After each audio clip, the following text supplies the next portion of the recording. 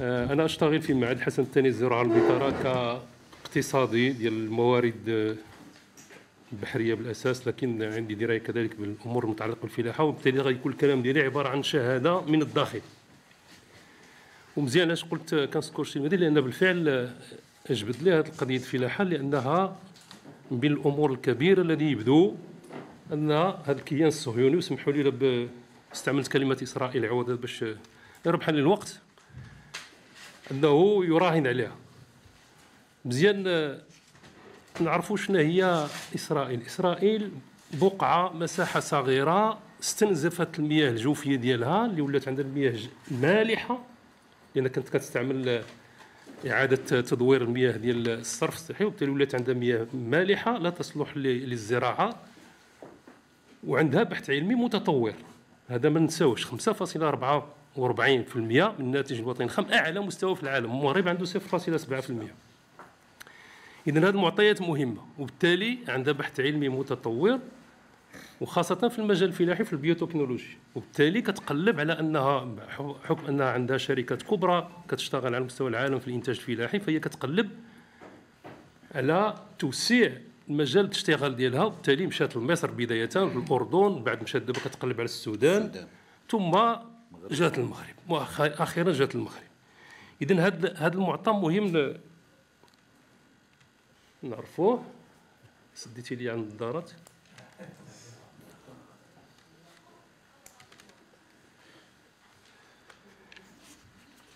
إذا قلت أن هذا المعطى مزيان نعرفوه. شنو هو لي زونجو بالنسبة لإسرائيل؟ عندها جوج الحوايج: لا نورماليزاسيون، سيتادير أن هذا الورم اللي كان مبثوث في قلب الأمة العربية والإسلامية، أنه الناس يتعاملوا معه كأنه دولة عادية. ثانيا كاين ان انجو ايكونوميك، اقتصاد من اكبر الاقتصادات اللي معروفه دابا العالم من حيث النمو، نسبه النمو، هي اسرائيل. اذا عندهم بحث علمي هذا، لكن ما عندهمش الموارد الطبيعيه، وما عندهمش فين ولكن المفارقه على انهم من اكبر الفاعلين عالميا على مستوى الانتاج والتصدير ديال المزروعات. اكبر الشركات في العالم، ميهادرين، نيفارتيم الى اخره، كلها اسرائيليه. إذا كتقلب على أنها تلقى منافذ فين تطور هذه الأنشطة ديالها، فجات للمغرب. والمناسبة المغرب ماشي عاد جات ليه، المغرب راه جات ليه من التسعينات، والاختراق الجامعة كان بدا في التسعينات، وخاصة في القطاع الفلاحي. وحنا كنعرفوا هذا الشيء، كان عشنا في واحد الفترة معينة في المعهد ديال أكادير، المركب ديال أكادير، البستانة جاو وبداو كيشتغلوا كجواسيس، كيجيو للمؤتمر النهار الأول، لكن النهار الثاني ما كتعاودش تشوفهم، ينتشرون في الأرض وكيسرقوا الماده الجينيه، كيمشيو يقطعوا فيما يمشيو يقطعوا شويه اللوز، شويه التمر، شويه هذا، شويه هركان، ويديو. انا غنرجع لهذه النقط فيما بعد، لان داك الشيء بان دابا، داك الشيء اللي دار هذه واحد 30 سنه بدات كتبان النتائج ديالو دابا. اذا قلت انهم جاو دخلوا بداو حاولوا انهم يديروا اختراق في الجامعه، لكن بان التطبيع كان توقف في 2000، لكن بتوا الجذور ديالهم.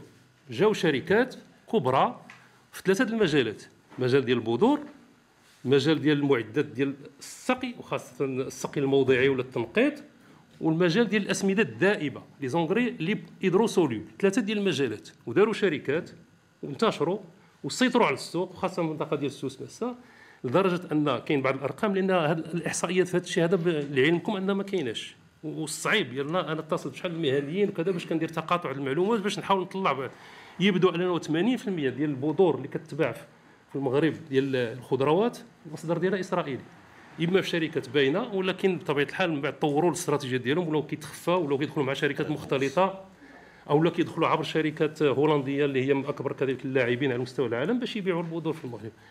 هذه القضيه البذور مهمه للغايه. علاش؟ لان هي الامن الغذائي. تصوروا المغرب خامس الى سادس منتج عالمي ديال الطماطم، 40 سنه هذه ما قدرش يطور البذور، اللي هو ما عندوش تكنولوجيا ديال انتاج البذور، مازال كيعتمد 80% على البذور الاسرائيليه. بذور اسرائيليه غير قابله ديبلويد، يعني ديبلويد معناها كتستعمل مره واحده بحال الدلاح، تستعمل مره واحده، فبالتالي خصك ضروري تبقى تشري من عندهم. انا غنرجع هذه القضيه ديال لان كنناقشوا مع الاساتذه في الجامعه، تيكررونا تكرارا: وما تخلطوناش بين السياسه والعلم.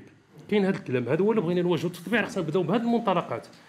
هادوك دوله متقدمه غنستافدوا منهم. انا غنجي لهاد القضيه ديال الوهم ديال لو ترونسفير التكنولوجي ديال الاستفاده، غنركز على الجانب الفلاحي. يمكن انا ما كنعرفش قطاعات اخرين، لكن نركز على الجانب الفلاحي.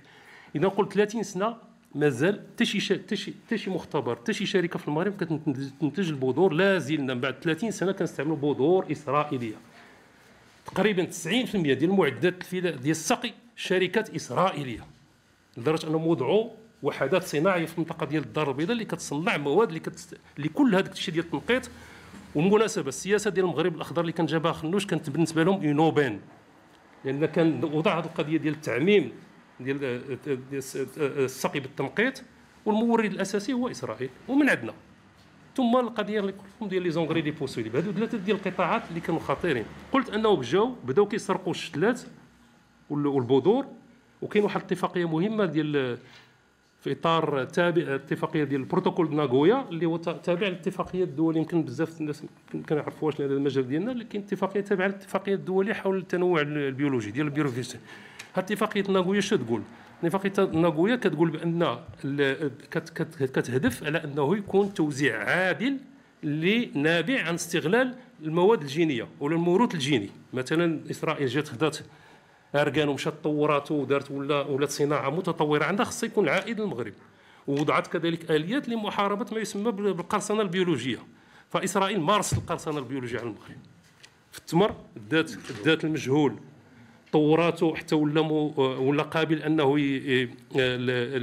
طورت يعني المكافحه ديالو الامراض، وانه ولا قابل انه يدار في المناطق المالحه، وحسنات حتى من الجوده. وبدات كتبيعو باسم مدجول كتبيعو وكتنافس به اسواق اللي هي المغرب.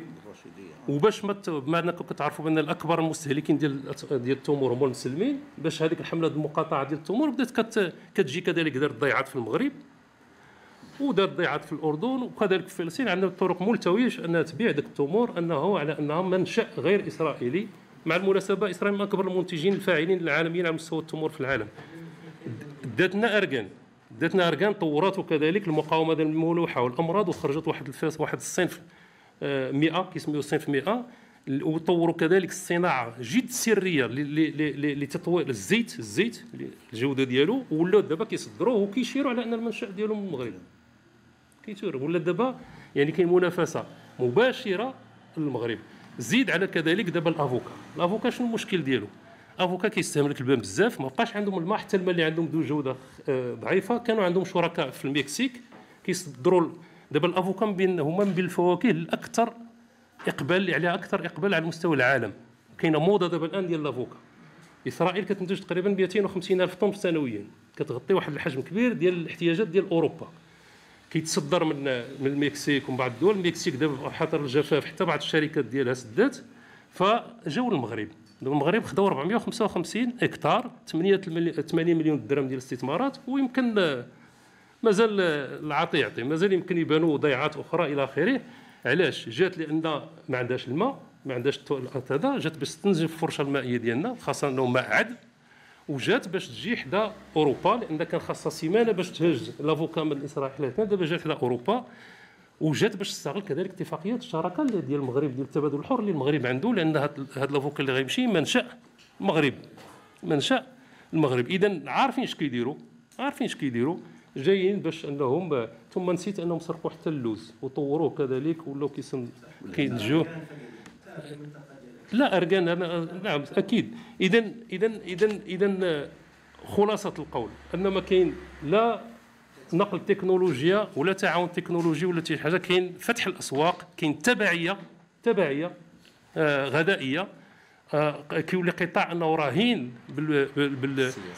راهين بليزانترون اللي كيجيو من اسرائيل. دابا غادي الى سمح لي السيد المسير 2 دقائق نتكلم هذه القضيه بزاف. طيب نظرا للمعلومات القيمه اللي كتقدم نسهلوا معك. شكرا. اللي بغيت نقول انه على القضيه ديال البحث العلمي، انا ما بغيتش ندخل. ممكن لو كانت شي فرصه اخرى من بعد نعطيو شويه البنش ماركين، شنو وقع للاردن، شنو وقع لمصر، شنو وقع لمصر، بعض الدول اللي مشات في هذه واللي خربوا لها الزراعه ديالها، اي باش الناس الدعاة ديال التطبيع في هذا المجال وهذا واللي كيامنوا بديك الفكره ديال نقل التكنولوجيا عرفوا شنو كاين.